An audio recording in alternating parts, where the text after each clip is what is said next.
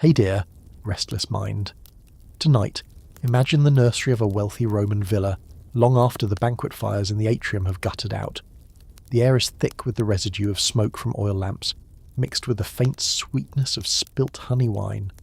The marble floors gleam in the half-light, cold enough to make your bare feet sting, but the sound that dominates is not the dignified hush of empire.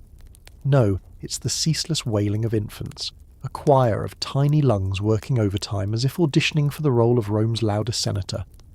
In the corner, shadows bend across the frescoed walls, paintings of heroic battles and gods in shining armour, mocking you with their grandeur while you rock someone else's child, your own breasts aching, swollen and endlessly demanded from.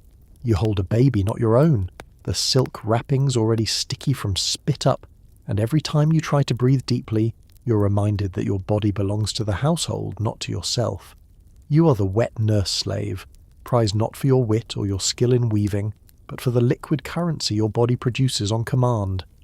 It isn't milk, they whisper, it's status, because no noblewoman worth her weight in gold bangles should ever deign to feed her own child. That would be unbecoming, like a senator carrying his own sandals or an emperor washing his own socks, if socks had even been invented, which they hadn't, though your cold toes beg otherwise. You'd probably never make it through a single Roman night, between the damp linens, the howling infants, and the faint smell of something suspiciously like goat in the air. But don't worry, I'll guide you safely through. So before we go any further, if this quiet company helps, you can gently tap like and subscribe, but only if it feels right to your heart. And hey, I'd love to know where you're listening from. Maybe lying awake in New York or drifting in a quiet room in London. Drop your time and place below, so none of us feel alone tonight. Now dim the lights, let your shoulders relax, and let's begin tonight's slow, strange journey, together, here on Timeless Sleep. The truth hits you as the infant clamps down again. Your master does not care if your back aches, or if your chest feels like it's been trampled by a runaway mule. What matters is that the boy in your arms, future heir to vineyards and politics, is fed well, grows plump, and someday delivers speeches in the forum about virtue. The irony, his virtue is currently dripping down your tunic as sour milk. Meanwhile, your own child, born from your body not long ago, lies elsewhere in the slave quarters, already weaned too soon. You can't help but wonder if he cries for you. But you'll never be allowed to answer. Rome has spoken. Noble children drink first. You feel the weight of your role in every bone. To the mistress of the house, you're less a woman and more a biological contraption. An on-demand fountain, carefully guarded, praised when the milk flows, punished if it falters. They say wet nurses carry the moral imprint of their souls into the child, which means if you so much as frown too often, the heir might grow up gloomy. If you laugh too loudly, he might turn into a buffoon. If you dare eat garlic, the child will stink like a tavern drunk. You're told what to eat, when to sleep, and even how to think, because apparently your thoughts leak out through the milk ducts. Honestly, if Wi-Fi worked that way today, every teenager's phone would be confiscated before dinner. But back to you, rocking in that cold Roman nursery. Behind you, statues of ancestors stare with marble eyes, as if silently judging your posture. A small bronze bell dangles near the crib, ready to summon a matron if the baby's fuss continues. Every detail is designed to remind you that you are replaceable, a cog in the machinery of elite reproduction. And yet there's a bitter humour in it too. The very survival of this mighty family, its estates and ambitions, depends on you. On your body, your sleepless nights, your patience when tiny fists beat against your chest. Rome pretends you're invisible, but without you the cradle would be empty and the lineage extinct. Picture the rhythm of this life. By dawn, the baby has screamed half the villa awake. You pace, shifting weight from one leg to the other, murmuring lullabies you learned from your own mother, a mother you haven't seen in years because she too was sold when you were young. The baby finally quiets, and just as you dare to exhale, a stern steward pushes open the heavy door. He checks your eyes for fatigue, your body for signs of neglect. To him, you are both tool and threat. Useful when obedient, dangerous if sick or defiant. His sandals slap against the marble, and he leaves with a muttered reminder that the mistress demands the boy not be spoiled with too much rocking. Right, because Roman toddlers are famous for their calm, rational behaviour. You glance at the mosaic floor, its little tesserae forming a picture of dolphins leaping through waves. It's pretty, yes, but also a trap for your tired eyes. The more you stare, the more you feel like sinking into those stones. Some nights, when the cries never end, you swear the dolphins are laughing at you. And maybe they are. After all, they get to swim free in some artist's imagination while you're tethered by flesh and obligation. Still, you find tiny moments of rebellion. When no one is watching, you hum tunes that the mistress disapproves of, songs of your village far away, or silly little ditties meant to make you smile, even if the baby doesn't. Once, you even whispered nonsense to the infant. Grow up kind, little one, despite your marble statues. The joke's on you, though, because one day this same child might command armies, while you vanish from memory like dust swept off the atrium floor. The room grows hotter, as the oil lamp sputters. You wipe your brow, knowing you're not allowed to show discomfort. Rome loves order, and disorder in a wet nurse is considered contagious. They tell you your milk could sour if you get too angry, as though your body is a disgruntled tavern keeper refusing service. You roll your eyes, but only inwardly. Outwardly you nod, smile faintly, and keep rocking. Because the truth is, the less trouble you cause, the longer you last. And lasting is survival. Still, as dawn approaches, you steal a second to dream. Maybe one day you'll walk free. Maybe you'll be granted manumission, allowed to raise your own children without the leash of another's hunger. Or maybe not. Maybe your fate is to remain in the shadows of Rome's grand villas, unseen but indispensable, like the mortar that holds the marble in place. Nobody praises the mortar. They only admire the columns, but without it, everything collapses. You sigh, shifting the weight of the infant again, and think of all the absurdities of Roman life. Senators in togas debating the fate of provinces while their own heirs are nourished at the breast of someone enslaved. Matrons painting their faces with cosmetics ground from crocodile dung. Yes, crocodile dung, because nothing says radiance like swamp excrement. While forbidding you from eating onions lest the baby grow up smelly. Empires are built on contradictions, and tonight you are living proof of one. The baby stirs, hiccups, and dribbles another line of milk across your tunic. You glance down and smirk, whispering under your breath, "Future Emperor," and you can't even keep your dinner down. The statues don't laugh, but in your mind, the dolphins on the mosaic give you a cheeky wink. Maybe they understand. Maybe history itself understands. And if history doesn't, well, at least tonight someone listening does. You're still standing in that nursery, and the truth of your situation settles heavier than the swaddled child in your arms. You weren't chosen because of your charm, or your skill at weaving cloth, or your ability to recite a hymn without yawning halfway through. You were purchased, quite literally, because your breasts promised milk. To the men who auctioned you, that milk was not nourishment, it was currency. They appraised you the way they appraised a wine jug, tapping the sides, weighing the volume, checking for cracks. Except instead of clay, it was your body. Instead of vintage, it was your lactation. The slave market stank of sweat, garlic, and desperation. You remember it too clearly. Rows of women lined up, some clutching their own infants, others with swollen chests but empty arms. Buyers leaned in, prodded, pinched, sniffed. Yes, sniffed. Because Romans, ever convinced that smell equals moral character, thought your breath revealed your soul. The worst part? They weren't entirely wrong. You had onions the night before, and suddenly your worth dropped faster than a toga in the bathhouse. The auctioneer droned on about your qualities: strong back, proven fertility, cheerful demeanour. Though cheerful was generous, considering your face looked like someone had just stepped on your last loaf of bread. You were sold to a villa not for your name, no one cared about that, but for your mammary glands. The contract spelled it out. You were to feed, soothe, and keep alive the child of the household. In return, you would be housed, clothed, and fed just enough to keep the milk flowing. Congratulations, you became both nanny and dairy cow. And the Romans had the audacity to treat it like an honour, as if being shackled to someone else's baby was the height of social mobility. To make matters worse, the mistress of the villa paraded you before her friends like an exotic bird. "This is our nurse," she'd say with a tone of magnanimous generosity, the same tone you'd use to brag about lending someone your favourite spoon. They examined you, nodded approvingly if your skin looked healthy, or frowned if your hair seemed too coarse.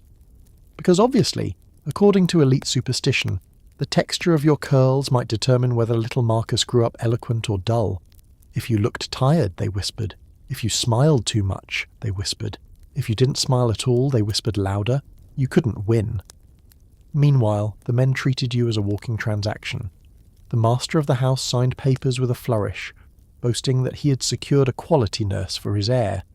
He spoke as though he'd purchased a prized horse, except at least horses got oats without constant surveillance. You, on the other hand, were watched like a hawk, your meals rationed, your drinks restricted. Heaven forbid you sneak a sip of wine to numb the endless nights.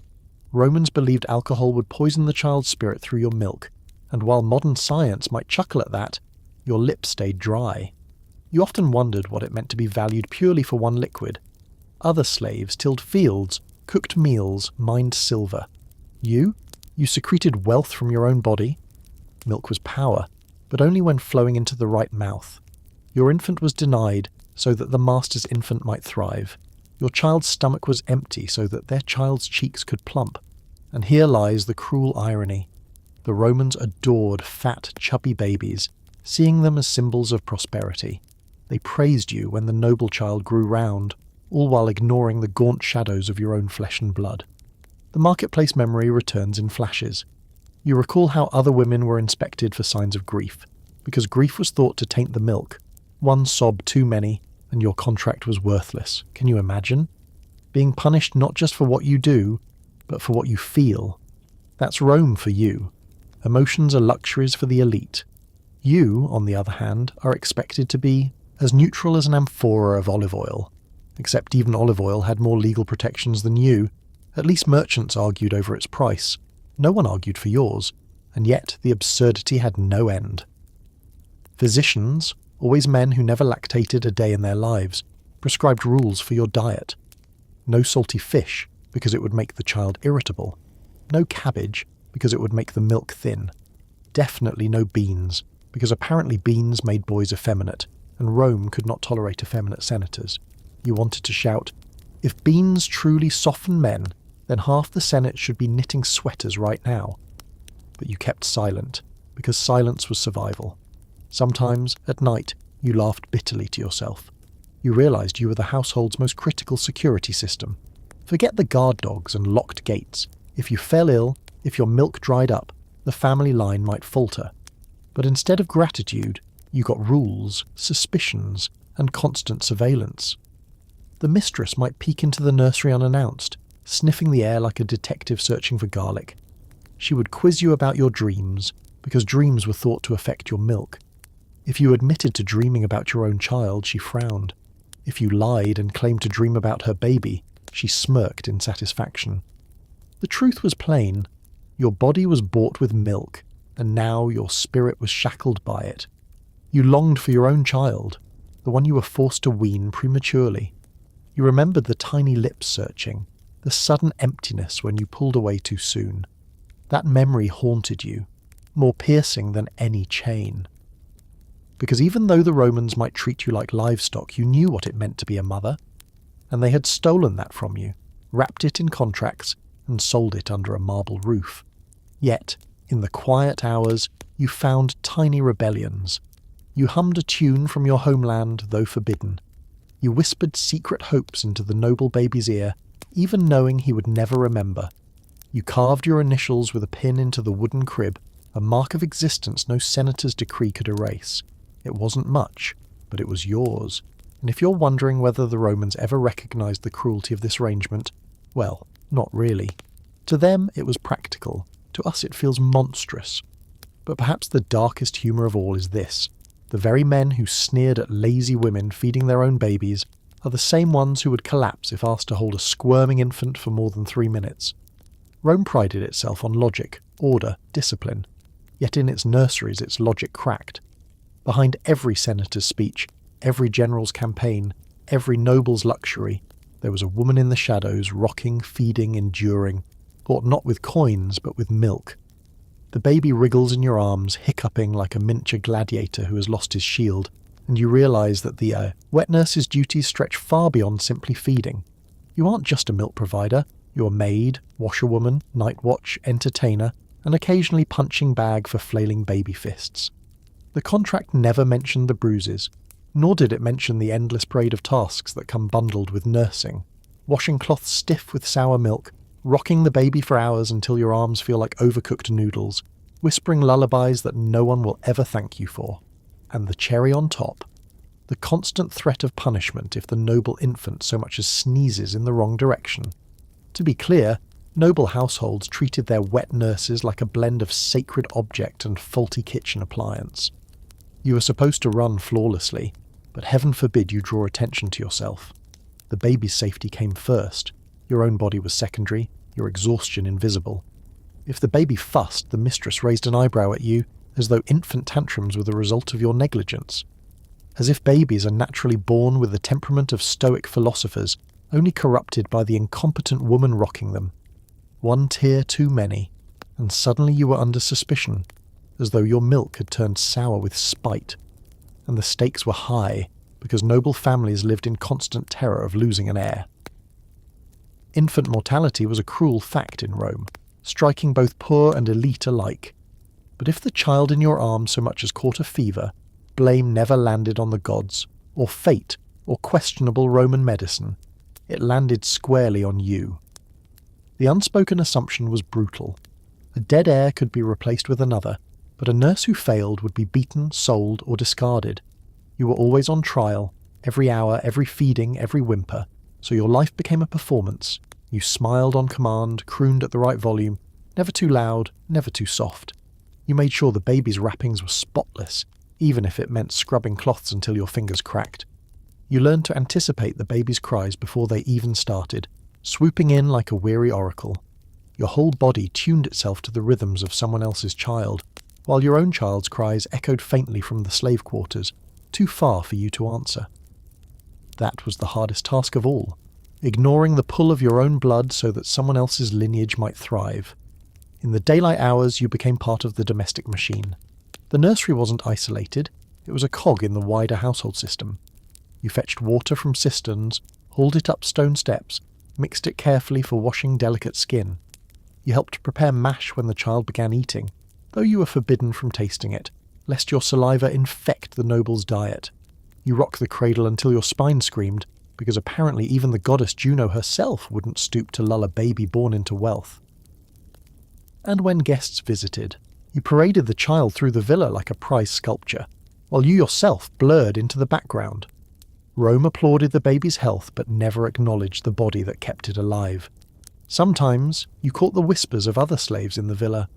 The kitchen slaves mocked you for being pampered, as if spending all night awake covered in milk stains was some luxurious holiday. The field slaves sneered, saying at least you didn't toil under the blazing sun. Everyone forgot that your chains were invisible but heavier, the weight of constant surveillance, the leash of an infant's every need. You could not even feign illness, because your sickness would mean the noble heir might suffer. Better to drag yourself half dead to the cradle than risk accusations of negligence. And yet, for all the scorn from others, the mistress herself never let you forget your lower place. She would appear suddenly in the nursery, sniffing the air for garlic, checking your face for signs of fatigue. She reminded you that you were not to cuddle the child too much, because too much affection, she claimed, might soften the boy. Rome raised its children with the philosophy of stone. Tenderness was dangerous, discipline was survival. You, however, could not help yourself.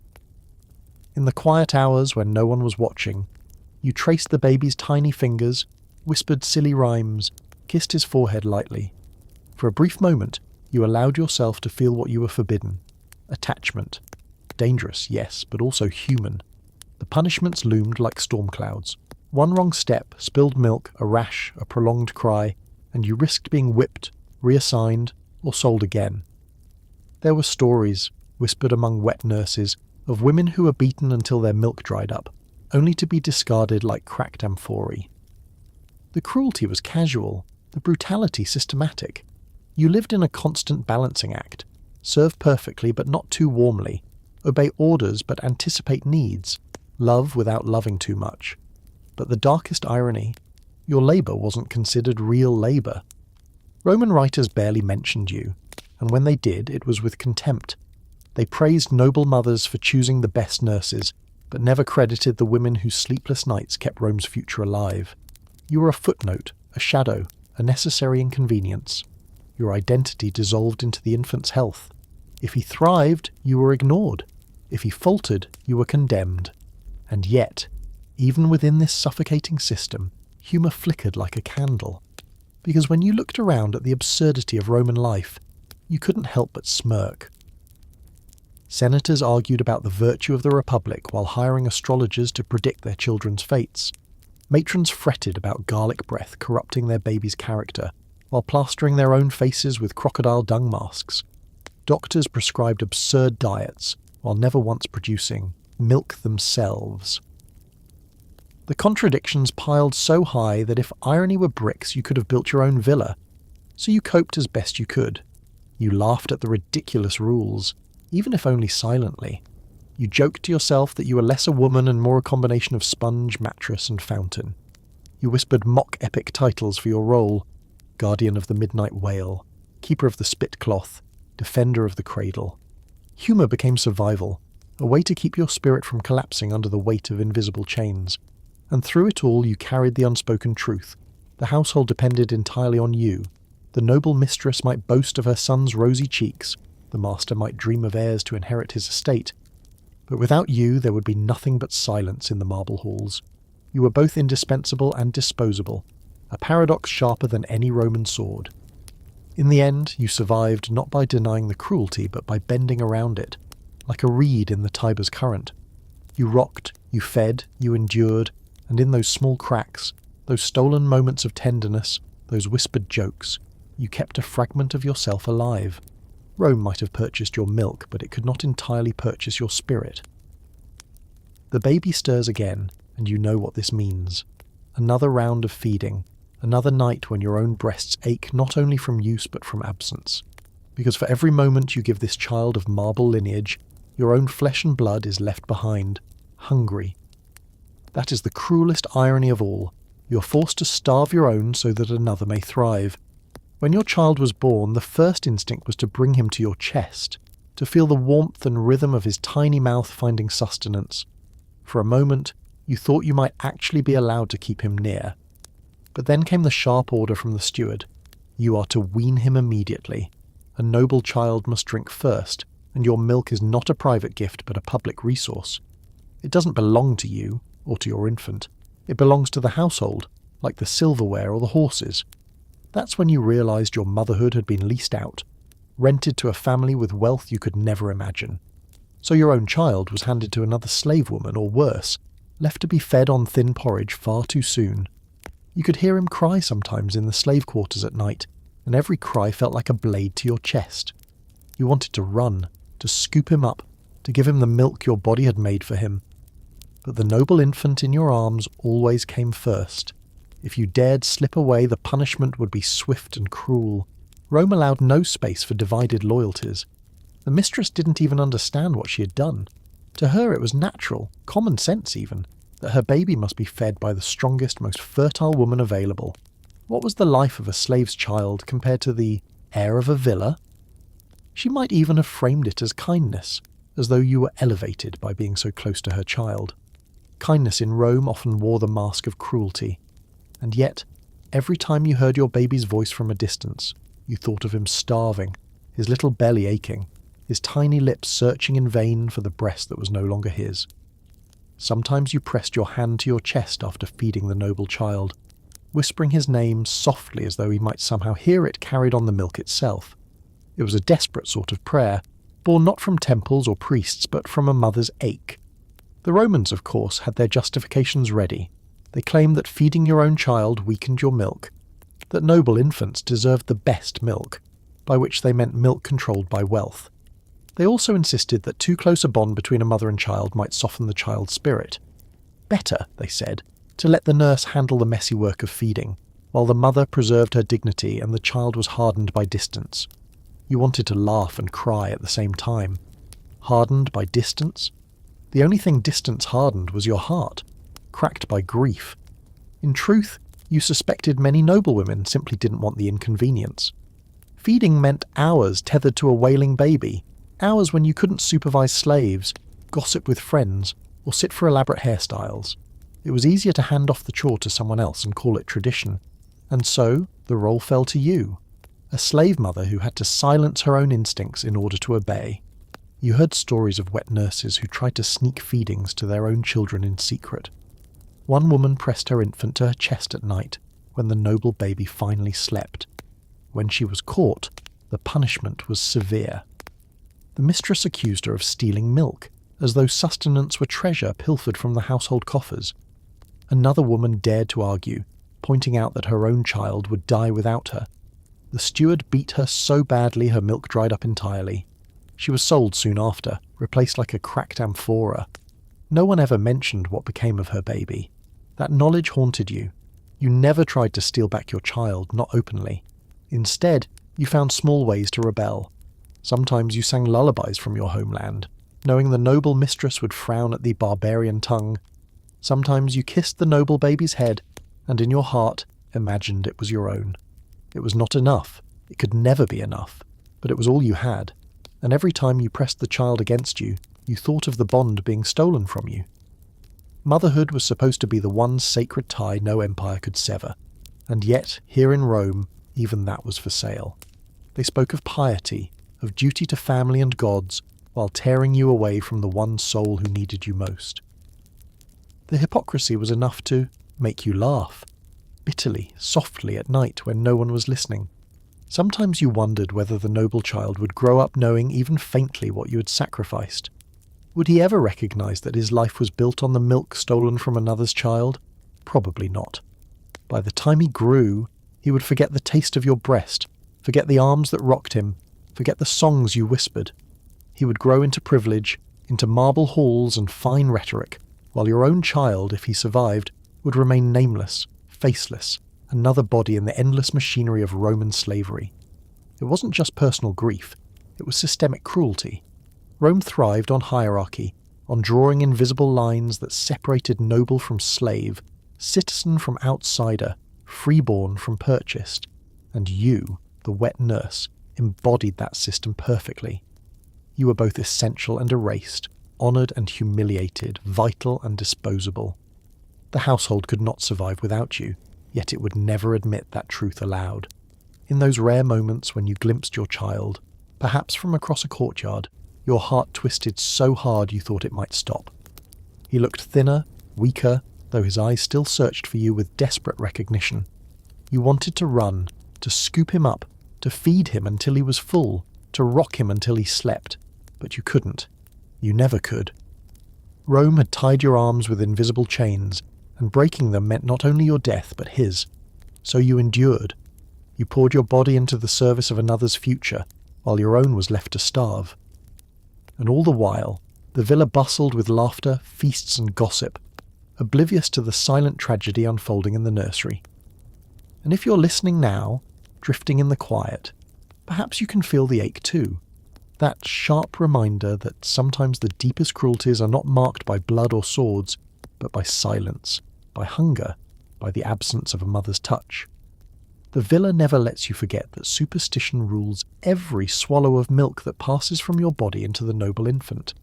It is not enough that you feed him, rock him, wash him.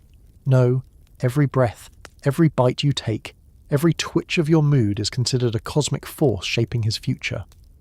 Rome, for all its marble roads and engineering marvels, still trembles under the weight of magical thinking, and you, poor, exhausted you, are the unlucky conduit. The mistress watches like a hawk, convinced that your character is leaking through your breasts along with the milk. If you are melancholy, the baby will grow into a gloomy philosopher. If you are cheerful, he will become a frivolous fool. If you are angry, he will learn to shout at slaves before he can even talk. Essentially, you are a human mood ring, except instead of changing colours, you're blamed for every imagined flaw. You want to laugh at the absurdity, as though the destiny of Rome's future senators hangs not on politics, not on armies, but on whether you had cabbage for dinner, cabbage yes, or garlic, or wine, or beans. You're constantly told what you may and may not eat. Doctors, always men with scrolls but no lived experience of lactation, prescribe endless lists of forbidden foods, no onions lest the baby grow hot-tempered, no salty fish lest his spirit curdle, definitely no strong cheese, because apparently a senator who smelled faintly of goat would be the downfall of the Republic, and beans? Forget beans. Those little legumes were practically considered moral corruption in edible form. If you dared sneak a mouthful, someone would swear they saw the baby batting his lashes too delicately, already on a path to effeminacy. You're not just a woman, you are an alchemical experiment. Every spoonful of porridge you consume is weighed against the child's destiny. Your body is a cauldron, your milk a potion. And the entire villa becomes a laboratory, where every servant feels entitled to judge your diet. The cook smirks when you reach for honey, muttering that too much sweetness might spoil the boy. The steward scolds if you look tired, claiming fatigue poisons the milk. The mistress herself insists that only mild foods are safe, then promptly eats an entire plate of oysters while advising you not to breathe too heavily near the cradle. And because superstition has no limits, your behaviour outside of feeding is policed as well. You must not laugh too loudly, lest the child grow up foolish. You must not cry, because tears would supposedly seep into your milk like salt water. You mustn't sing sad songs, because sadness too is thought contagious. Essentially, you are expected to exist in a perfect state of serene neutrality, an impossible task for any human being, let alone one living in chains. What makes it worse is that Roman writers put these ideas into words with smug confidence. Soranus, Galen, and other physicians wrote treatises explaining that wet nurses should be chosen carefully, healthy, moderate, of good moral character. Translation: you, the enslaved woman ripped from your home, must now play the role of virtuous mother to another's child, while your own starves. And if the noble child grows ill-tempered or lazy, centuries of scholars will nod gravely and declare it your fault. Never mind the hypocrisy, senators indulging in excess, generals drowning in wine, matrons gossiping themselves hoarse. No, the nurse must be perfect, because she is the convenient scapegoat. Sometimes, in the dark hours, you mock their rules in your head. Don't cry, you whisper to yourself, lest the baby become a tragic poet. You imagine the infant someday scribbling verses about the cruelty of fate while lounging in silk, and you almost laugh out loud. Or, don't eat garlic, you mutter, lest the child smell like a tavern drunk. You picture a future consul striding into the Senate, followed by a cloud of garlic, fumes so strong it clears the room. The image is so absurd you actually chuckle. Quietly, of course, so no one hears, because laughter too is dangerous. You've heard stories from other nurses of extreme measures taken by anxious parents. One mistress made her nurse wear amulets of herbs around her neck, convinced they would purify the milk. Another forbade her nurse from stepping outside, fearing the evil eye might taint her breasts. One even demanded her nurse abstain from sex, because pleasure apparently could sour milk faster than spoiled fish. It's as though every natural function of your body has been rebranded as a threat to Rome's future. What they don't realise, or don't want to admit, is that superstition is simply another form of control. By convincing themselves that every aspect of your life affects their heir, they gain license to monitor you endlessly. They use science and virtue as excuses to invade every corner of your existence. Your diet, your sleep, your mood, your songs, even your thoughts, none of them are yours anymore. They belong to the household, just like your milk. And yet, despite the absurdity, you find ways to resist, if only in spirit. You slip garlic into your meals when no one is watching, just to feel a shred of freedom. You hum forbidden songs under your breath, daring fate to notice. You whisper into the infant's ear, "May you grow kind despite the rules. May you eat garlic with joy. It's petty rebellion, yes. But in a world where everything else is controlled, these crumbs of defiance feel like feasts. Still, the pressure weighs on you. Because deep down you know that if the child ever grows sickly, the blame will fall squarely on your shoulders. Rome may not believe in democracy for women or slaves, but it absolutely believes in holding you responsible for outcomes far beyond your control. And the punishment won't be academic. It will be the whip, the market, the chains. So you endure the scrutiny. You bite your tongue when the mistress lectures you about virtue. You nod when the steward warns you against tears. You smile faintly when the cook shakes his head at your choice of bread. Outwardly you are compliant, docile, the perfect vessel. Inwardly you are rolling your eyes so hard you're practically inventing a new form of exercise. Because here's the secret no Roman scroll will ever admit. The child thrives not because of superstitions, but because you care. You rock him gently, even when told not to coddle. You sing softly, even when told not to. You sacrifice your own child, your own comfort, your own freedom, so that this little boy might grow plump and strong. Rome will never carve your name into marble, but it will carve his. And behind that inscription, hidden in silence, will always be you. The nursery quiets, but only for a moment. You know the rhythm too well by now. A half hour of peace before the cries begin again, each well as sharp as a dagger. Yet what keeps you awake tonight is not the baby's lungs, but the endless chorus of rules from Roman physicians, those self-important men with scrolls longer than your patience. They have decided that your body, your milk, and even your thoughts are subjects for debate. And of course, every decree comes from someone who has never once spent a sleepless night with an infant glued to his chest. The mistress insists on quoting them daily, as though reciting holy scripture. Serenus says you mustn't eat garlic. Galen insists on plenty of barley gruel. Pliny recommends moderate exercise, though not too much, lest the milk turn watery. You nod at every instruction, though inside you're screaming. If milk really transformed according to mood and menu, then half the noble babies in Rome would be flavoured with sour wine, salt fish, and the tears of their exhausted mothers. One rule especially makes you smirk. You're forbidden from drinking wine. Not a single sip, not even watered down. Why? Because the physicians claim it would sour the milk and infect the child's spirit with drunkenness. This, in a society where fathers drink enough amphorae to float a galley, and senators debate policy while slurring their words. But you, the enslaved woman, are held to a higher moral standard than the men ruling the empire. Then there's garlic. Ah, garlic, the eternal villain in Roman superstition. You can't touch it, lest the noble infant grow up reeking like a tavern drunk. You imagine the Senate filled with grown men whose mothers once slipped garlic into their stews, and suddenly the endless shouting matches make sense. Perhaps all those heated debates are really just indigestion. Beans, too, are suspect. Romans insist that beans cause effeminacy, laziness, and bad dreams. You can't help but chuckle every time you picture it. A child growing into a senator, his speeches ruined by uncontrollable yawns, all because you once stole a mouthful of lentils. If beans truly had such power, every philosopher in Athens would have been asleep by noon. Even your emotions are policed. You must not laugh too often for fear of raising a fool. You must not cry, lest the baby grow into a tragic poet. You must not scowl, lest he become cruel. According to these rules, your milk is less a bodily fluid and more a magical ink, writing destiny straight into his bones. Imagine if this logic applied today. Every time you binge a sad play, your milk would produce future dramatists. Every time you snort with laughter at a joke, your baby would grow into a stand-up comedian. And then comes the most galling rule of all, you must never show anger. Anger, they say, poisons milk faster than spoiled fish. As though fury itself can slip into the bloodstream and curdle a baby's future.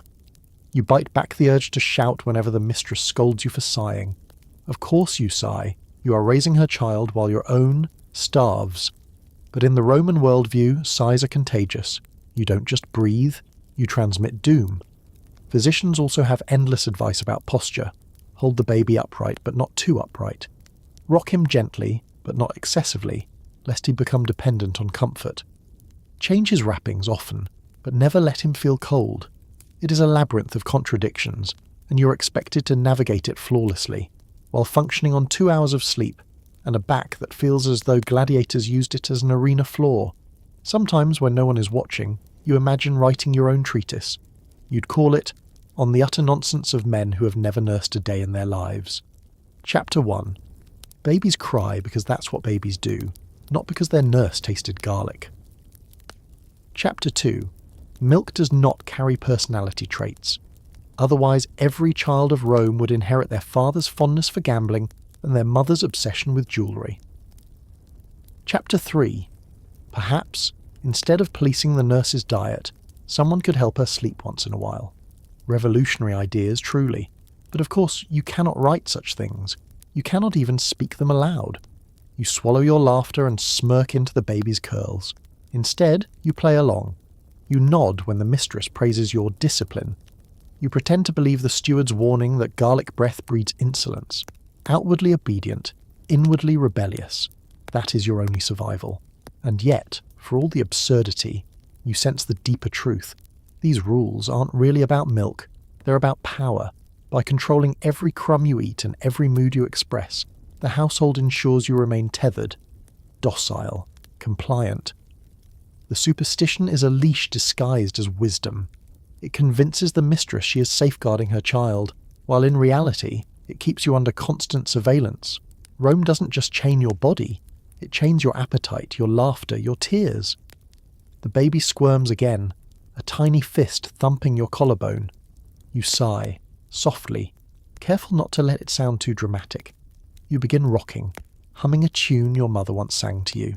It isn't Latin, it's from your village, far away across the sea. If the mistress heard, she would scold you for polluting the child with barbarian words. But you sing anyway, because in that moment, the superstition dissolves. The baby quiets, eyelids fluttering shut, soothed not by medical rules, but by the sound of a voice that cares. That is the real truth Rome never admits. Babies thrive on love, not lists. Your milk flows not because of garlic or beans, but because you keep going, despite exhaustion, despite grief. Your heartbeat steadies the child, your warmth shelters him. No physician has ever written that in his scrolls, but it is the only fact that matters. You think of your own child far away in the slave quarters. No one worries about what you ate before nursing him. No one writes treatises about his temperament. His cries do not summon physicians. They vanish into the dark. He does not have charms hung around his neck or amulets to ward off evil eyes. He has only hunger and the faint memory of you. And that perhaps is the most bitter superstition of all, the belief that noble children deserve futures while others deserve only silence. You keep singing anyway, rocking the air of Rome, because rebellion can sometimes be as small as refusing to let superstition define you.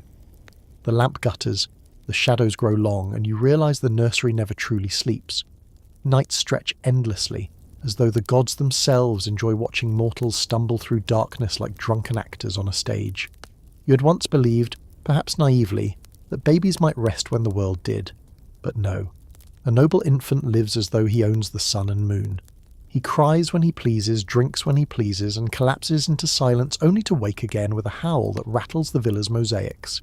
You, meanwhile, remain tethered, half statue, half servant, responding to every cry as if it were a command from Jupiter himself. Sleep, for you, is no longer a continuous experience. It comes in stolen fragments, half naps taken with your back against a wall, or drowsy moments where you rock the cradle with one hand while your eyelids close. It is survival sleep, the kind that refreshes nothing, merely delays collapse. Roman writers might wax poetic about discipline and stoic endurance, but they never mention this, the bone-deep exhaustion of women whose nights belong to other people's children. The mistress will wake in the morning refreshed, ready for her bath and her hairdresser. You, by contrast, will stumble into daylight with circles under your eyes, dark enough to qualify as fresh tattoos. But no one congratulates you for endurance. Instead, they eye you suspiciously. Why do you look so tired? Are you unfit? Is your milk weakening? You want to scream, "No, I'm just raising your child," while you nap through life. The noble infant, oblivious to the chaos he commands, gurgles between screams, his small fists thrashing. You pace the floor, each step echoing on the cold marble tiles. The frescoed gods on the walls look down, frozen in triumph, while you sway with aching arms. You wonder if Venus ever rocked a colicky baby, or if Mars was ever woken by midnight hiccups. Somehow you doubt it. Your body rebels, your breasts are sore, your shoulders stiff, your spine feels like it's been used as target practice in the amphitheatre.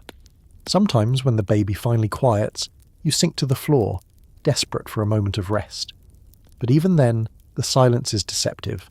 A rustle in the cradle, a twitch of tiny limbs, and you're back on duty. You exist in a state of permanent readiness, like a soldier stationed at the Empire's border, except your enemy is not barbarians, but the unpredictable lungs of an infant, and the punishment for failure? Brutal. If the baby's cries disturb the mistress's sleep, you're scolded. If his face looks flushed, you're accused of negligence. If he spits up too much, they glare as though you've poisoned him. The line between natural infant behaviour and your incompetence is non-existent. Everything is your fault. Rome built aqueducts, bridges, amphitheatres, but it never built an ounce of grace for its wet nurses. Day bleeds into night without distinction. You cannot tell where one begins and the other ends. Sometimes you hear the rooster crow and realise you haven't closed your eyes since the last sunset. You try to snatch a nap while the baby dozes, but the steward barges in to check on you, convinced you'll roll over and crush the air. Stay alert, he commands, as though alertness were a coin you could purchase in the marketplace. If only, you'd empty the coffers. The sleep deprivation does strange things. You start hallucinating in small ways. A crack in the wall becomes a face staring back.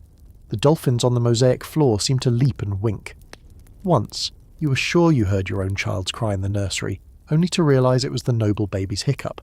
Another time, you nearly nodded off standing upright, rocking the cradle automatically while dreaming with open eyes. You live in a fog, your mind floating half a step behind your body. And yet Rome considers this normal.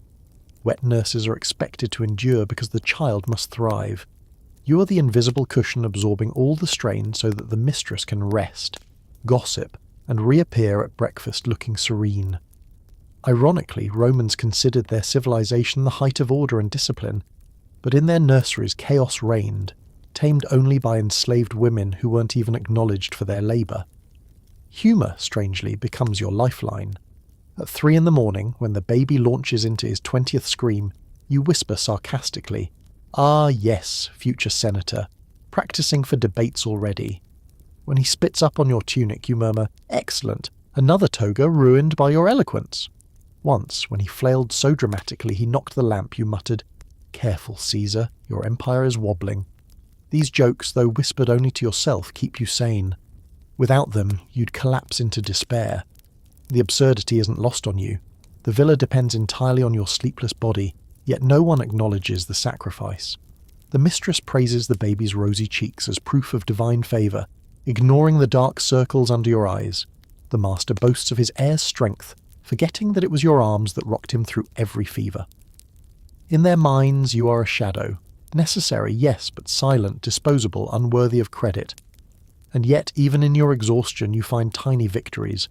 You learn to nap with one eye open, to rest while rocking, to steal crumbs, of sleep like a thief.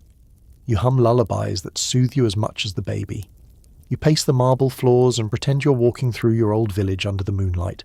Survival becomes an art form, one Rome will never honour, but which you master night after night.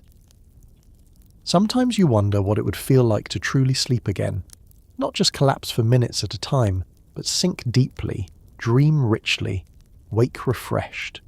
You imagine lying on soft grass, your own child nestled beside you, the stars above clear and silent. No marble walls, no watchful steward, no mistress judging your size. Just you, your baby, and the quiet. It's a fantasy, yes, but fantasies are the only luxury left to you. So the nights go on, endless and relentless. You survive each one with aching bones and heavy eyelids, whispering jokes into the dark, finding strength where none should exist. You are invisible, exhausted, forgotten. But without you, Rome's future would wail itself to death before it ever reached the Forum. The day has barely begun when the whispers start. It is never the baby's cries that unnerve you most, but the murmurs of those around you, fellow slaves, matrons, visitors, each ready to make your milk into a mystery, your exhaustion into evidence, your every breath into a courtroom trial. First come the sneers from the other slaves. They haul water, chop firewood, grind grain until their shoulders burn, and when they see you cradling a swaddled infant, they mistake proximity to luxury for luxury itself. "Must be nice," one mutters as he staggers under a bucket, sitting with silk instead of sweating in the fields. Another rolls her eyes. All she does is cuddle a baby. I'd trade places in a heartbeat. You want to laugh, to hand them the squirming red-faced infant at 3 a.m, sour milk dribbling down his chin and say, "Be my guest." But you bite your tongue, because arguing would only fuel more gossip, and gossip in a Roman villa spreads faster than oil on marble. Then there are the freeborn women, friends of your mistress who come to coo over the child. They admire his plump cheeks, his strong kicks, his wide eyes, and then their gazes slide toward you. They don't see a woman, they see a potential contaminant. They lower their voices, whispering about your complexion, your hair, your accent. Is she trustworthy? One asks. You know how nurses are. Their temper leaks into the child. Another nods sagely. And if she's careless, she could corrupt his very soul. You stand silently, rocking the baby, wondering how your soul became a greater threat to the Empire than a barbarian army. Every drop of spilled milk becomes evidence of laziness. Every infant hiccup becomes proof of witchcraft. Once the child sneezed after you ate cabbage, and for a week the mistress eyed you as though you were a walking curse. Perhaps she's displeasing the gods, one of the matrons murmured. You almost asked which god had jurisdiction over sneezes, but sarcasm, alas, is not a defence recognised in Roman law. The accusations, however absurd, never end. If the baby spits up too often, clearly you're feeding him wrong. If his skin looks pale, your milk must be weak. If he fusses at night, you must have offended Fortuna herself. Rome, the empire of engineers, roads and aqueducts, cannot admit that babies are unpredictable creatures. No, it must always be someone's fault. And you are the easiest target. What stings more are the mutterings of other nurses. Sometimes in the baths you overhear them boasting of their discipline, their obedience, their pure milk. One even bragged that her mistress trusted her so much she was allowed to eat honey daily. Honey! As though sugar on her tongue made her superior. They judge each other mercilessly, because in a system designed to pit women against one another, suspicion becomes survival. You do not hate them, you understand. But the competition gnaws at you all the same. The worst whispers come not from women but from men. Physicians gossip about nurses who corrupt children with poor habits. Philosophers sneer in treatises about nurses filling young minds with foolish lullabies. Even poets take their turn, mocking wet nurses as bumbling, superstitious, dangerous. They never mention the exhaustion, the sacrifice, the impossible expectations. No, they paint you as the weak link in Rome's chain, the hidden reason an emperor might grow cruel or a senator might fumble a speech. Imagine that. Rome collapses, not because of war or greed, but because you once sang the wrong tune at bedtime. Sometimes you wish you could answer them. Yes, I sing lullabies, because infants cry, and crying babies don't care about philosophy. Yes, I hum in my native tongue, because language is less dangerous than your endless shouting in the forum. And yes, I spill milk sometimes, because I am human, not an amphora. But your words would echo into silence. Rome isn't listening. Rome prefers suspicion. Even the slaves whisper when your back is turned. They say you're too close to the mistress, that you act like family. They claim you're spoiled with soft linens, forgetting those linens are soaked in spit-up and bile. They think you're favoured, not realising your favour comes with shackles heavier than iron. And in their whispers, you hear jealousy laced with disdain. You want to remind them that envy of chains does not make chains lighter. The pressure builds daily. You feel it in your chest, heavier than milk, heavier than grief. You walk through the villa aware that eyes follow you, measuring your steps, your smiles, your sighs. A spilled drop, a sour look, a cough. Any of these could become tomorrow's rumour, and rumours in Rome are lethal. They erode trust, invite punishment, justify cruelty. So you adapt. You learn to keep your face smooth as marble, to swallow laughter before it escapes, to hide tears before they form. You master the art of invisibility even while holding the most visible role in the villa. You become what Rome wants, silent, steady, uncomplaining. Yet inside you hum with defiance, a quiet song of resistance no whisper can extinguish. Still, the irony isn't lost on you. The same people who accuse you of weakness depend utterly on your strength. The same matrons who gossip about your corrupting influence send their sons to you to be fed. The same philosophers who mock your lullabies once drank from women like you. You are their foundation, yet they pretend you are their floor. At night, when the baby sleeps and the villa grows quiet, you sometimes imagine confronting them all. You picture yourself standing in the forum, a crowd gathered, senators in their togas, matrons in their jewels. You tell them the truth. Your empire rests on our milk, our sleeplessness, our unseen labour. Without us, your heirs would starve, your lineages would vanish, your statues would crumble. In your dream they fall silent, struck by shame. But then the baby stirs, and reality reminds you. Rome does not silence for shame, only for convenience. So you return to your duties, whispering jokes to yourself to survive the absurdity. Spilled milk? Ah yes, surely a sign of treason. Baby sneezes? Call the augurs, Rome's future is ruined. Hiccup? Better consult the Sibyl. You laugh softly, rocking the child, turning superstition into comedy. Because if you don't laugh, you'll break. And in the quiet between whispers, you cling to the only truth that matters. You're more than their suspicions. You're more than gossip, more than rumours, more than the invisible scapegoat Rome makes you. You're tired, yes, and chained, yes, but you endure. And every drop of milk, every lullaby, every sleepless night testifies not to your weakness, but to your impossible strength. The villa stirs with the clatter of morning. The cook is already barking at kitchen slaves. The steward is rattling off orders, and you're still rocking the baby, eyes heavy from another sleepless night.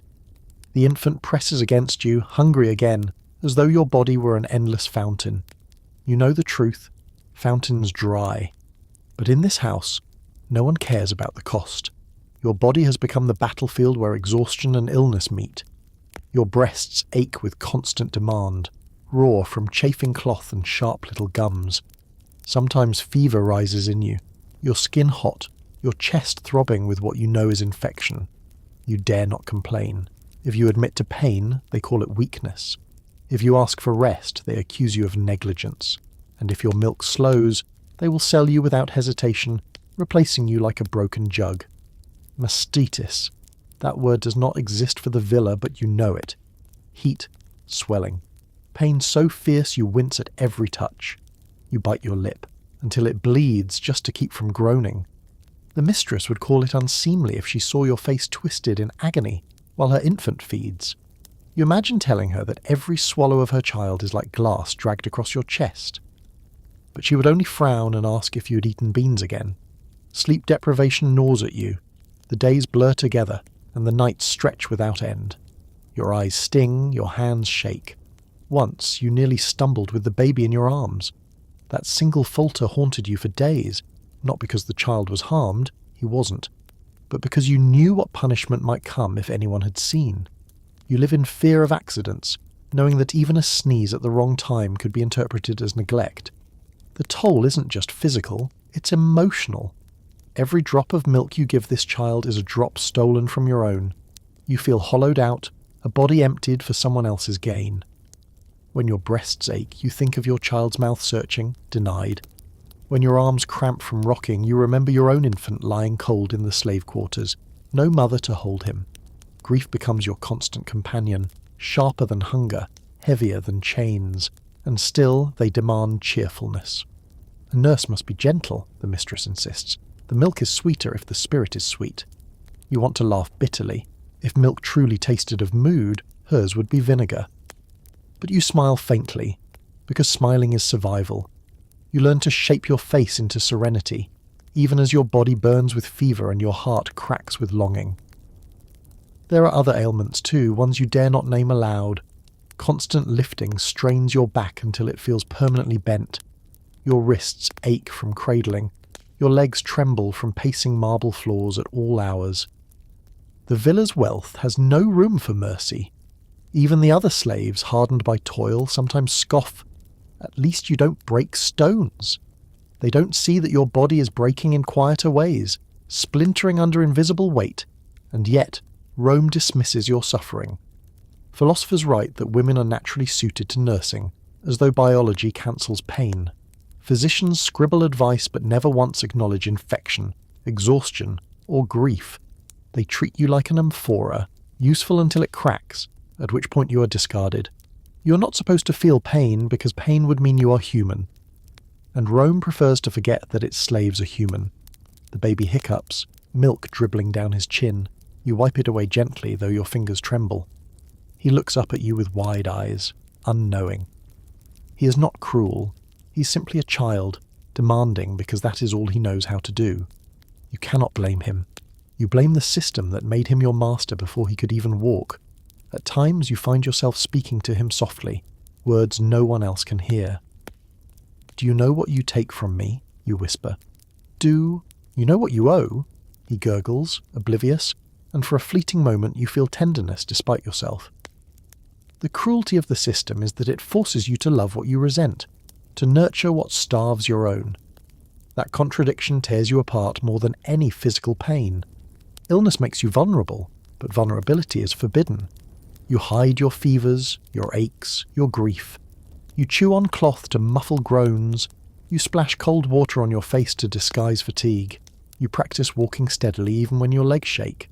Survival means becoming an actress, convincing the villa that you are tireless, flawless, endlessly reliable.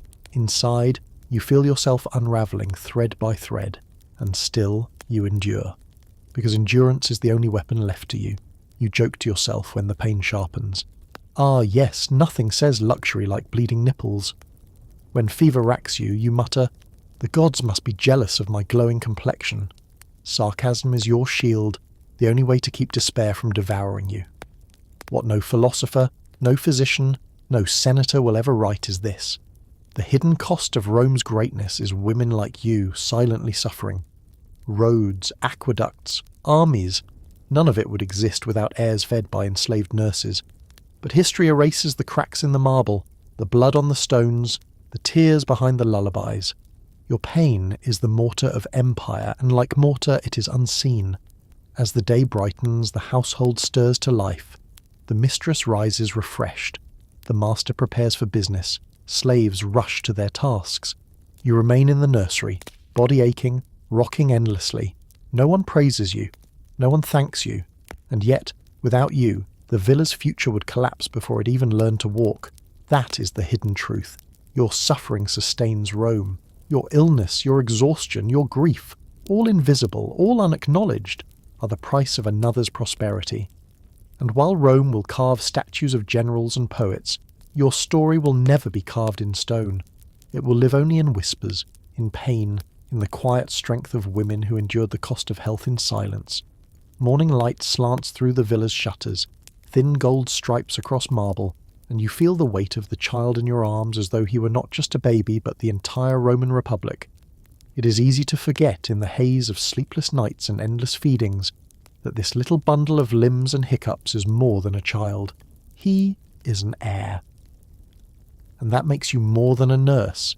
It makes you a political instrument, even if nobody dares to say it aloud. Rome is obsessed with lineage. Names matter more than truth, bloodlines more than justice. The boy you hold will inherit not just his father's estate, but his grandfather's ambitions, his uncle's grudges, his family's entire future in the Senate. That is why you are watched so closely. Your milk does not just feed him. In their minds, it preserves the very survival of Rome's elite, and yet you remain invisible, as though the marble columns holding up the forum had built themselves. When the master speaks of his son, he doesn't mention you.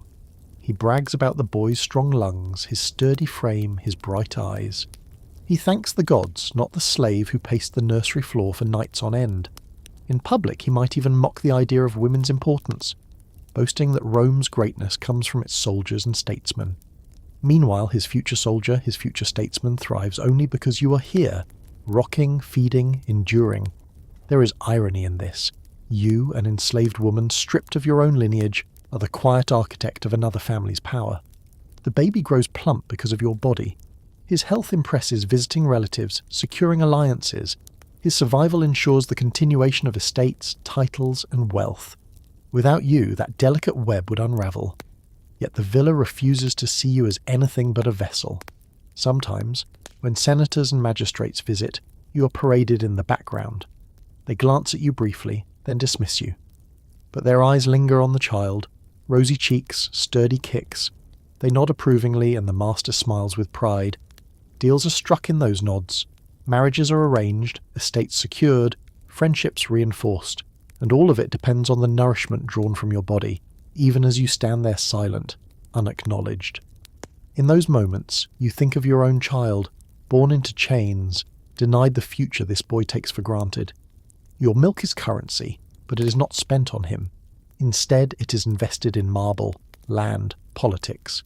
You cannot help but wonder, If Rome's power rests on the backs of its enslaved, what happens when the enslaved stop enduring?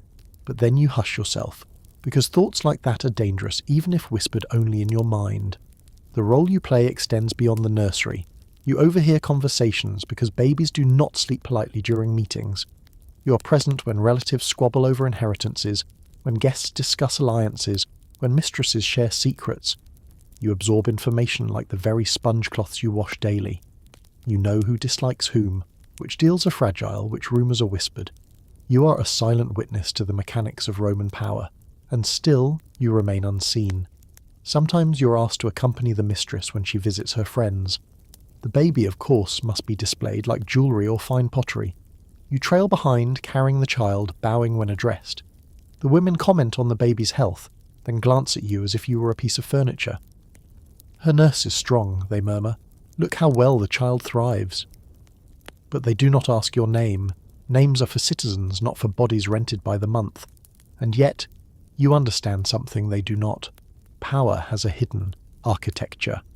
Rome may worship generals and orators, but the foundations are built by those who cannot speak. Every noble child nursed by a slave grows into adulthood, carrying the invisible labour of women like you. They may forget your face, your songs, your sleepless nights, but they carry you in their very bones. That realization is both bitter and strangely comforting.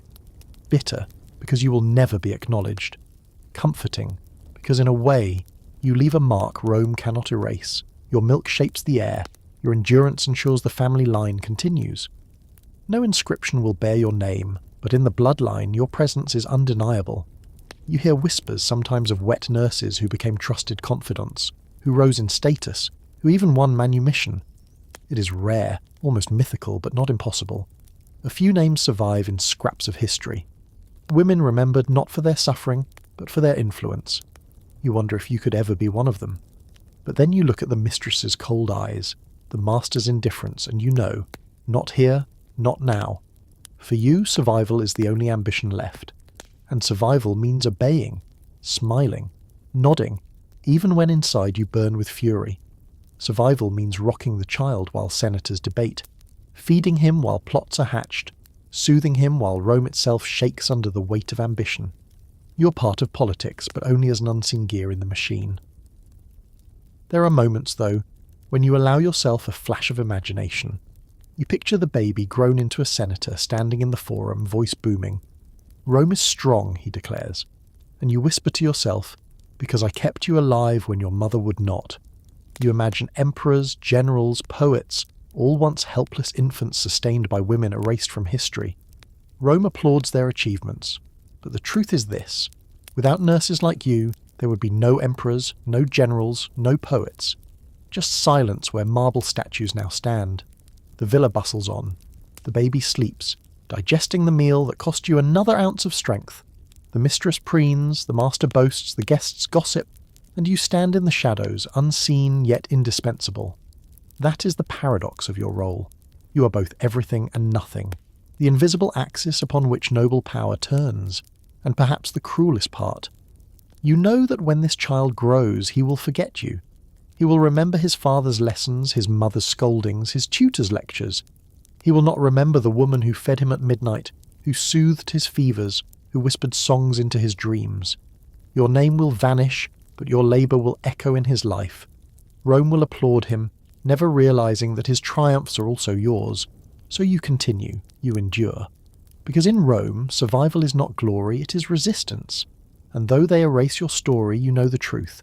Without you, the marble halls would crumble, the lineages would end, and the empire would be nothing but empty cradles. You've noticed that even in this heavy fog of duty, whispers of rebellion slip through the cracks.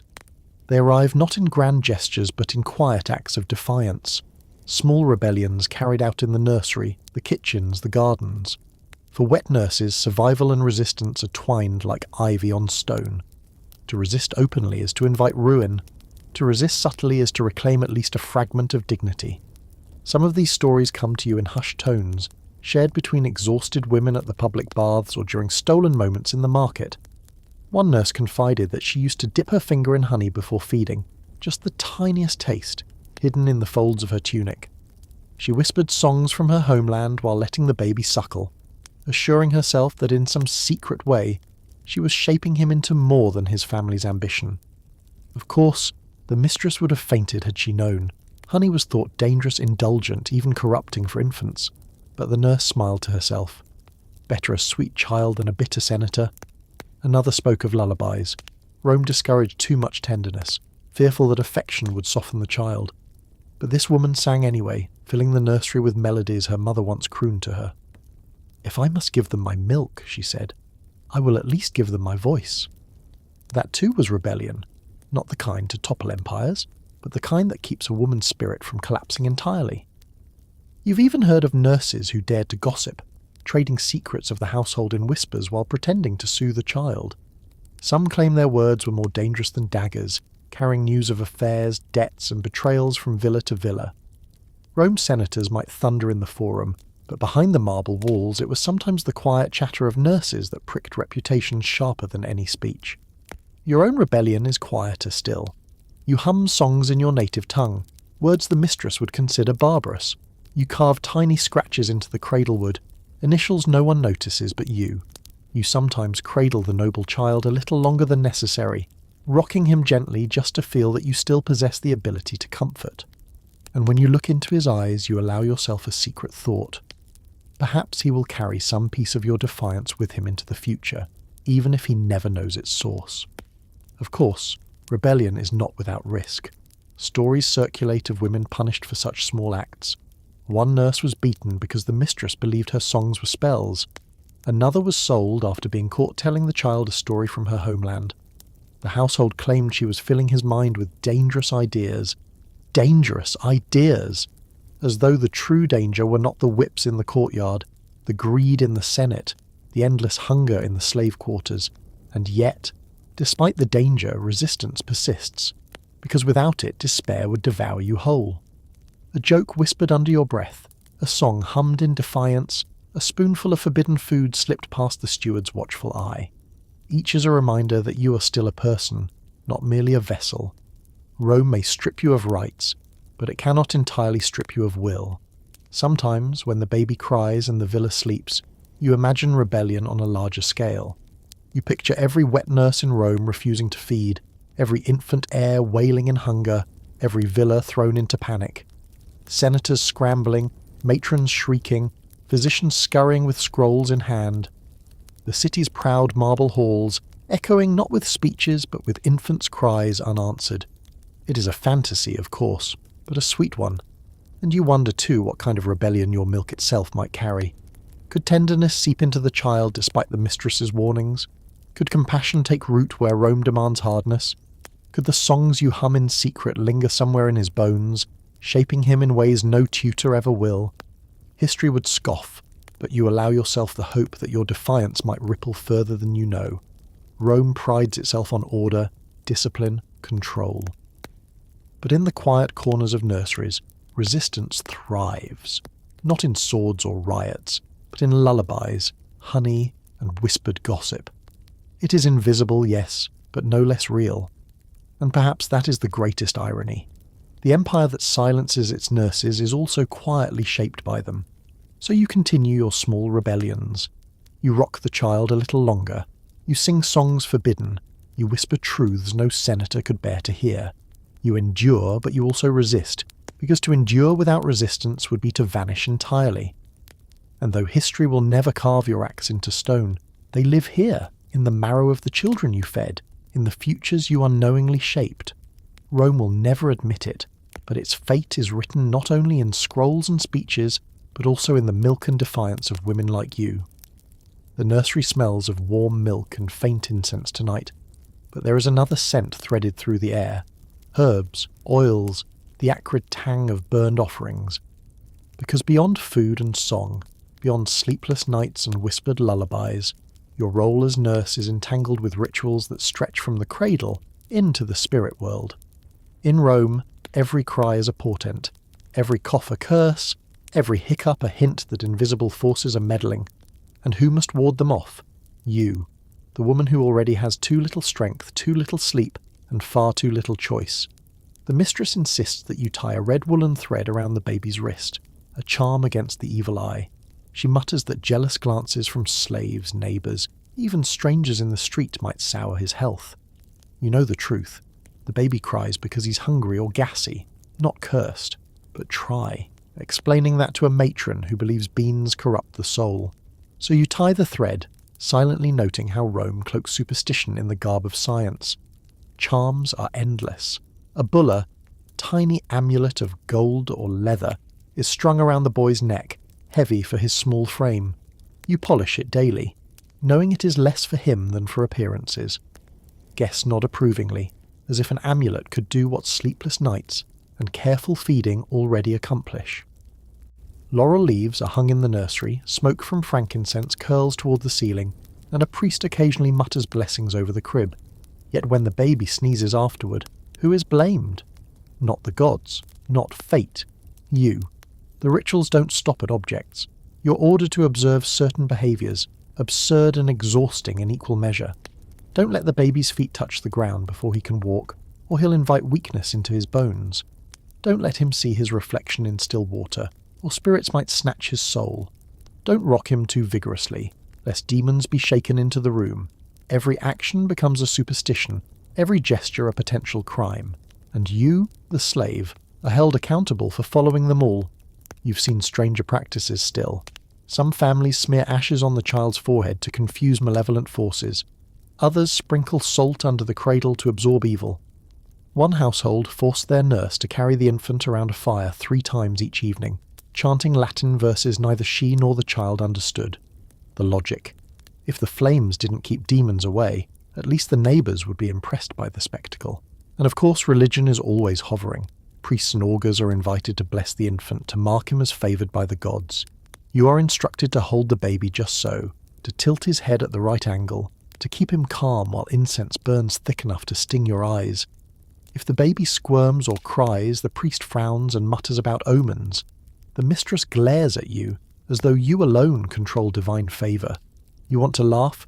Jupiter himself could not keep this child from fussing during a smoky ritual, yet somehow it is your fault if he does. Even daily feeding becomes ritualized. The mistress insists you pray silently to household gods before offering milk, as though Lactantius himself was supervising. You bow your head, muttering nonsense syllables under your breath. In truth, you're praying to no one, or perhaps only to your own strength. Let me survive another night. Let him grow and sleep. Let my child, somewhere else in this villa, be alive. But no one hears those prayers. They only see the obedient nod, the quiet lips moving, the illusion of piety. Magic is also dragged into your duties. You've heard whispers of nurses accused of casting spells through their milk, of bewitching children into illness or folly. Some women were beaten, even killed, because a child grew sick, and someone decided it must be sorcery. You live with that fear every day, that your exhaustion, your fever, your momentary mistake could be twisted into evidence of witchcraft. The irony? The same people who accuse you of magic force you to practice their charms and rituals nightly. You are both suspected witch and conscripted priestess, blamed for failing yet never credited for success. And then there are the amulets pressed into your hands, bronze figurines, carved phalluses meant to frighten away spirits, tiny knotted cords. You hang them where you are told, but in your heart you know the real protection comes from vigilance, from the hours you spend pacing floors, rocking steadily, feeding faithfully. No amulet ever stopped a baby's cry at midnight. No chant ever cured colic. It is you, always you, who quiets the storm. Still, you cannot openly mock these rituals. Rome thrives on appearances. A noble household without its charms and amulets would seem careless, impious. Guests must see laurel at the door, incense in the nursery, an amulet at the child's throat. They must believe the family spares no effort to guard its heir, and so you participate, performing piety with every bow of your head, every tied thread, every muttered word. Survival demands it. Sometimes, though, you find grim amusement in the contradictions. You once watched the master sacrifice a white lamb to secure the child's health, then stumble drunkenly into the atrium and trip over a stool. You thought, if the gods protect him, perhaps they could also teach him to walk straight. Another time, a priest declared the child favoured by the heavens, only for him to immediately spit up on the priest's robes. You nearly laughed aloud, biting your tongue until it bled. Your private rebellion continues in these moments. You whisper lullabies, not in Latin, but in your mother's tongue. You tie knots in threads that the mistress cannot decipher, imbuing them with your own secret meanings. You hold the baby longer than necessary during rituals, swaying not for the gods, but for yourself. These acts may seem small, invisible, but they remind you that even under superstition, you remain more than a vessel. And in your quiet reflections, you realize something dangerous. Rome may believe its future rests on priests, augurs, and gods, but in truth, its future rests on you, on the nurses who endure, who resist, who shape the airs with milk and song and unseen devotion. No ritual can replace you. No charm can substitute your care. They fear your power so much they disguise it as superstition. And maybe that is the greatest irony of all. So you keep tying threads, polishing amulets, muttering prayers, outwardly compliant, inwardly defiant. Because though Rome credits the gods, you know the truth. It is your arms that guard the child, your sleepless eyes that ward off danger, your milk that nourishes life. And no incense or charm will ever change that.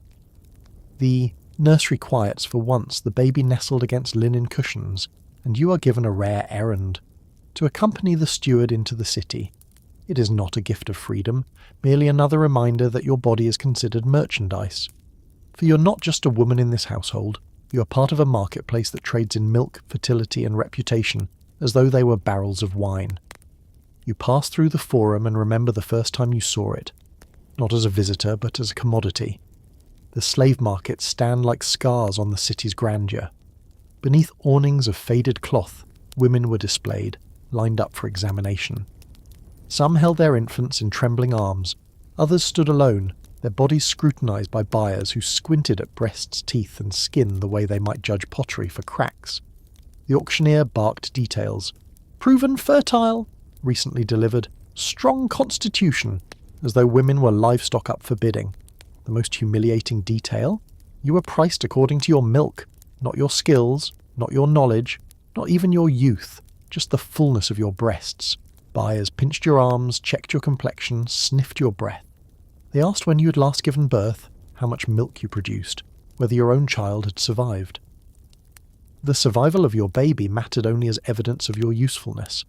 His life had no value beyond proof of your productivity. Contracts sealed the deal. Written on wax tablets, they itemized your body. You would nurse the child of the household for a set number of months or years. You would abstain from certain foods, obey all orders, submit to inspection. If the child grew sick, the contract might be voided, and you sold again. In this way, your motherhood became a clause, your breasts a signature, your grief a footnote. Some buyers bragged about their good eye for nurses, comparing women like vintages of wine. She's strong-bodied like a fine Falernian, one master joked. Others haggled over prices as though debating the worth of a mule, and when the gavel fell you were led away, not to a home, but to an institution of ownership where even your milk was no longer yours.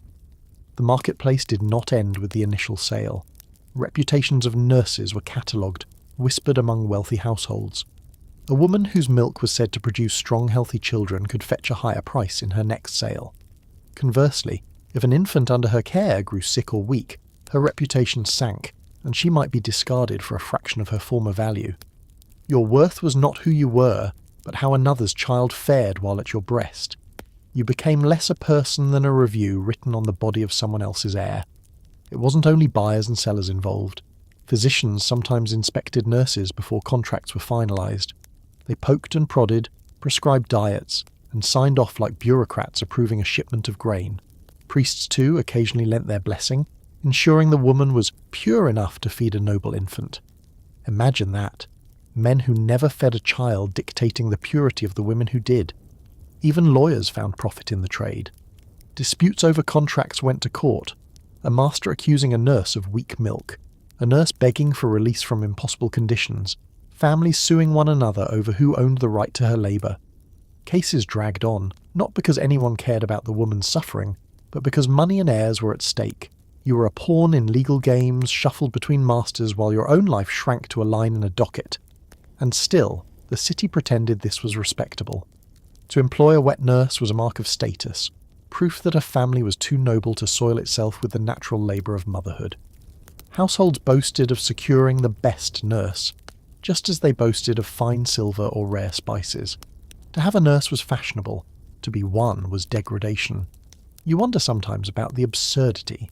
Rome, the empire that conquered lands, built aqueducts, and carved laws into stone, still measured women like livestock at a market. Senators debated philosophy while their wives hired brokers to negotiate the price of your body. Citizens prided themselves on liberty while reducing you to property. And yet, within this system, you see patterns of survival. Some nurses cultivated reputations carefully, currying favour with mistresses, obeying every rule, hoping for manumission at the end of service. Others relied on whispers, letting it be known that their milk had once sustained a promising young boy, now thriving in the forum. Reputation became armour, fragile but sometimes effective. For you, there was no such luxury. You were bought quickly, delivered to the villa, and told to be grateful. The market still follows you, even years after your sale. Whenever guests visit, they ask discreetly about your origins. They want to know if you are reputable, if your milk comes from strong stock, as though you were a mare with good breeding. They watch you with polite interest, but the interest is never in you. It is in the liquid your body produces, the nourishment that ensures their class continues. Sometimes you imagine turning the system inside out. You picture yourself standing in the forum calling out, "Strong-bodied senators for sale! Plump matrons with fertile dowries! Step right up, citizens, and be measured like cattle!" You imagine the shock on their faces, the laughter of the crowd. But then you remember, in Rome, laughter at the expense of power can be fatal. So you keep the joke inside, where it warms you like stolen fire. And as you walk through the forum now, child in arms, you feel the weight of all those invisible chains, the contracts, the whispers, the bargains. Rome congratulates itself on its order, its laws, its civilization. Yet here you are, proof that even civilization's highest virtues are built on trade in human lives. You're not just a nurse, you're merchandise, part of a marketplace that counts milk among its currencies. The villa's library smells of dust and lamp oil, scrolls piled like bricks along the walls, and sometimes when the baby sleeps, you glimpse what Rome has written about women like you. It is a strange experience to find your life reduced to passing mentions in texts, more interested in philosophy than in people. The words are never kind, at best they are clinical, at worst contemptuous. To the poets and historians of Rome, the wet nurse is not a woman of flesh and exhaustion, but a symbol, a caution, a joke. Take Juvenal the satirist. He sneers at mothers who dare to raise their own children, insisting noble women must delegate such tasks to slaves. In his eyes, you are evidence of decadence, not your own, but theirs. You appear as a background detail in his ranting verses, less important than the punchline. Martial makes similar jabs, tossing off references to nurses as if they were as common and unremarkable as bread ovens. Even Ovid, in his playful poems, slides you into metaphors about nurture, never pausing to consider your life behind the metaphor. The historians are worse. They write of emperors and generals, of treaties and battles, but when they speak of infancy, it is only to note whose nurse raised which famous man. They praise the noble mother for choosing wisely, not the woman who bled from cracked nipples and swayed through sleepless nights. You're mentioned only as a shadow, an appendage to greatness, your existence validated solely by proximity to men who matter. Medical writers at least take you seriously, though not kindly. Soranus, Galen, Pliny, they fill their scrolls with instructions. Choose a nurse of moderate age, good character, sound health. They describe the proper colour of milk, the right temperament, the ideal body. You read these words and laugh bitterly. Imagine being dissected in ink, described like an animal in a handbook. They argue about you as though you were furniture, never acknowledging you might have thoughts, fears, or grief. And yet, the silence is sometimes worse than the sneers. Entire volumes of Roman history pass without a single mention of women like you. As though the empire sprang from the forum fully grown, as though senators and emperors never once wailed in the night, never once clung to a breast, never once depended on an enslaved woman's patience. The erasure is almost deliberate. If they do not name you, perhaps they can convince themselves you did not exist, but you know you did. You exist in the margins, in the cracks of scrolls, in the faint lines that hint at your presence. a senator's speech begins, "As my nurse once taught me," and there you are, invisible and unnamed, yet essential. A poet writes of tender lullabies, and there you are again, ghosting through the verse. You are everywhere and nowhere, the foundation Rome refuses to acknowledge. What makes it crueler is how Rome praises maternal virtue. Noble mothers are lauded for bearing sons, for arranging marriages, for running households, but actual nurturing, that is outsourced to you, and your labour is erased. When a child grows eloquent, credit goes to his tutor. When he grows disciplined, credit goes to his father. When he grows strong, credit goes to the gods. But when he simply survives infancy, credit goes nowhere. You're the missing line in the story, the silence between marble statues. You sometimes wonder if anyone centuries from now will read these texts and realise what is missing. Will they ask, who fed these children? Who soothed their cries? Or will they too assume noble babies raise themselves cradled by destiny instead of weary arms? The thought both enrages and amuses you. Imagine future scholars poring over scrolls, debating politics, never realising the empire rested on milk-stained tunics.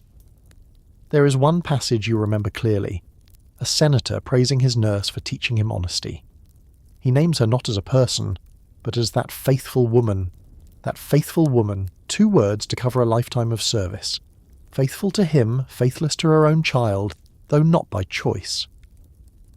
You wonder if he ever realised that while she was shaping his honesty, she was forced to abandon her own blood. Likely not. Gratitude in Rome rarely looks backward. Literature shapes memory, and memory shapes history. By writing you out, Rome ensures you will be forgotten. Yet you resist, even here, even now. You carve your initials into wood, you whisper your name into the baby's ear, you hum songs that carry echoes of your homeland. You may not appear in scrolls, but you inscribe yourself in smaller, quieter ways. Perhaps centuries from now, someone will find these traces. Perhaps not. Still, you persist. The silence in text is not just absence, it is insult. It says, you do not matter. And yet, you know the truth. You mattered more than generals, more than orators, because without you, none of them would have lived long enough to boast. Their victories, their speeches, their poems, each one is built on the nights you endured, the fevers you fought, the grief you swallowed. Rome may not write it, but you live it, and that is its own form of history. So when you see your life reduced to a footnote, you laugh bitterly. Let them erase you from marble and ink.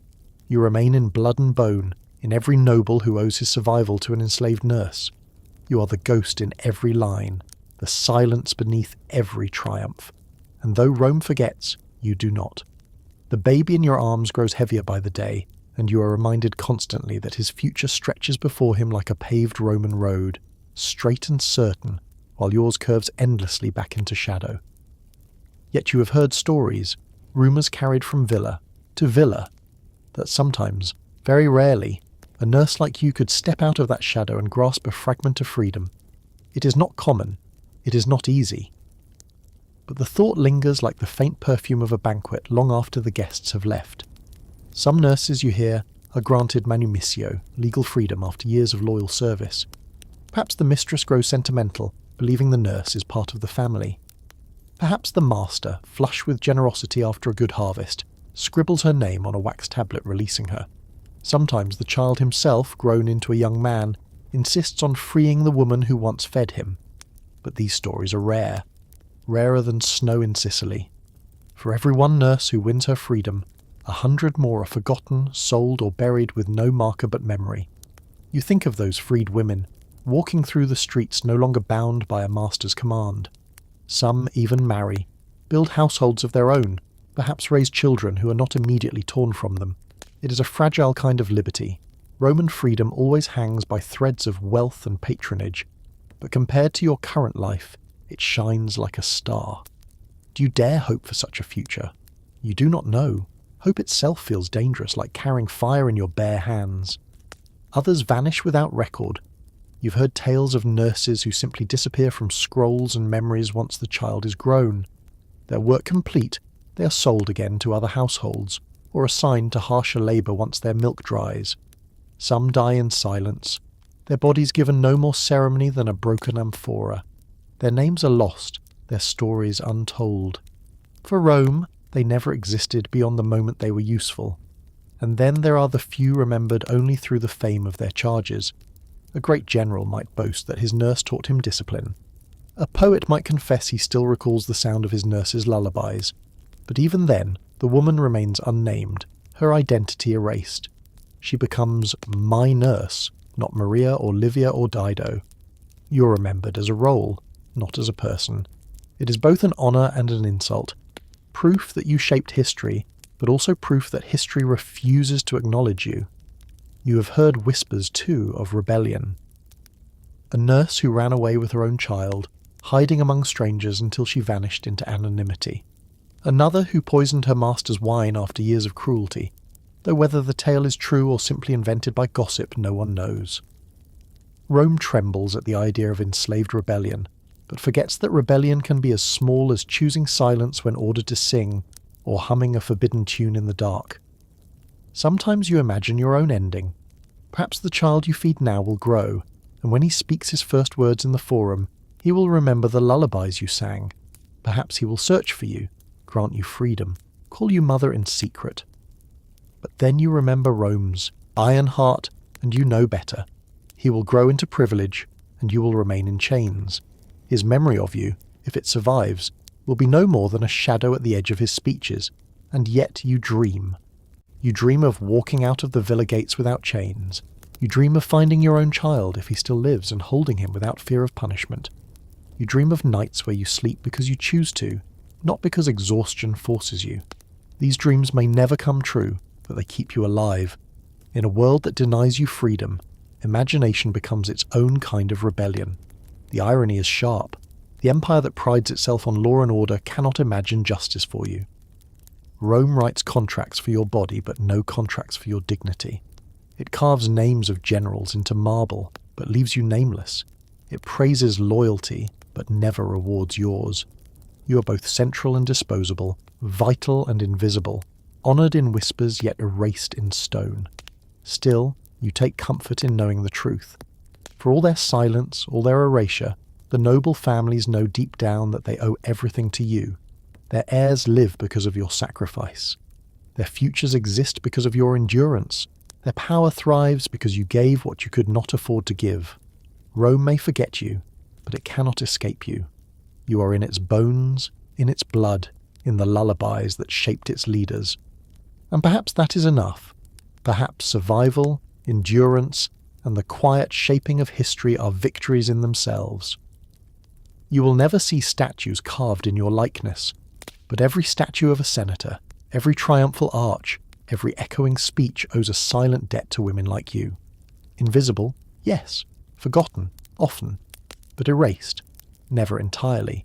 You remain in the marrow of Rome, whether it admits it or not. So you cradle the child again, humming softly, and allow yourself the faintest smile.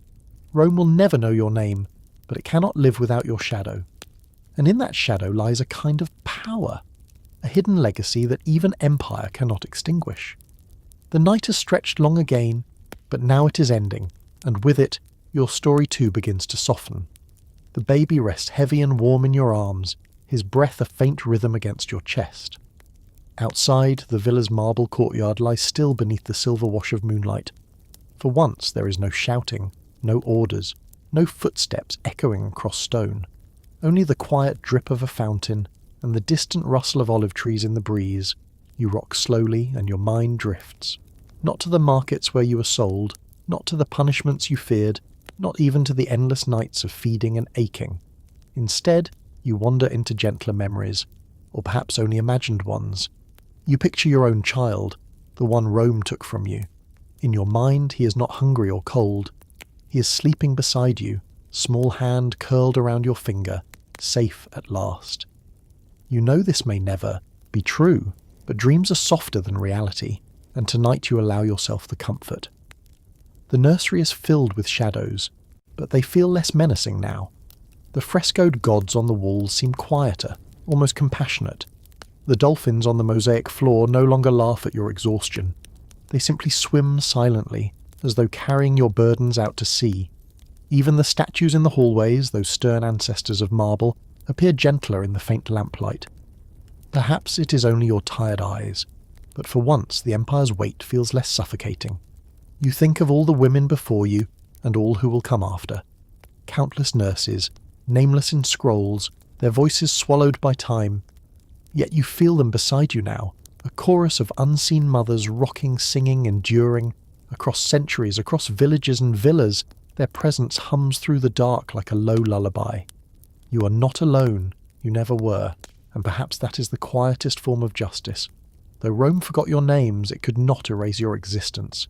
You live in every child you fed, in every life you sustained, in every lineage that continued because of you. The senators and poets may be remembered in marble, but marble cracks. Milk fades too, yet its legacy lingers invisibly in bloodlines, in voices, in the very survival of the Empire. You were erased from history, but never from life. You let your breathing slow, your arms ache, but you no longer resist it. Pain has been your constant companion, but tonight it is gentler, softened by stillness. The baby murmurs in his sleep, a small sigh escaping his lips, and you press your cheek lightly against his head. Not because you are ordered to, not because it is duty, but because tenderness is the one rebellion Rome can never steal. The lamplight flickers low, and the villa grows even quieter. You imagine yourself not as a slave, but as a mother in her own home. The stone walls dissolve into soft grass, the marble floor into earth. You lie beneath open sky, stars glimmering like silver pins across deep velvet. The air is cool, carrying the scent of herbs and soil. You're free here, if only in your mind. You hold your child, and no steward interrupts, no mistress scolds, no physician prescribes. There is only silence, and in that silence, love. Your thoughts drift like smoke, slower, softer. The sharp edges of memory blur. You do not replay punishments or gossip or contracts. Instead, you let go. You let the night wash over you like warm water. You feel your shoulders relax, the tightness in your chest easing. Even your grief feels quieter now, less like a wound and more like an old scar, tender but no longer bleeding. And you whisper, perhaps to the baby, perhaps to yourself, perhaps to the women who came before you, we endured, and that is enough. The fountain in the courtyard trickles softly, a lullaby of its own. The olive branches sway gently like hands, rocking the world to sleep. Even the villa itself seems to exhale, its walls settling into silence. You know dawn will come soon, with its orders and duties, its endless demands. But not yet. For this brief moment, you are suspended in calm, in peace. You close your eyes. The night holds you as surely as you hold the child. Rome fades away. The markets, the scrolls, the statues, the gossip, all of it dissolves into stillness. What remains is only breath, only heartbeat, only the steady rhythm of sleep. And now, let the lights dim further. Let your shoulders soften, your jaw unclench. Breathe slowly, deeply, as if rocking not a baby but yourself. Let the shadows fold around you like a blanket. Let the fountain's murmur lull you. Let the olive trees whisper you into rest. The story grows quiet, softer than milk, gentler than marble, carrying you into stillness. The villa disappears, the empire disappears. What remains is you, drifting peacefully, no longer a vessel, no longer a shadow, just a soul carried into sleep. Good night.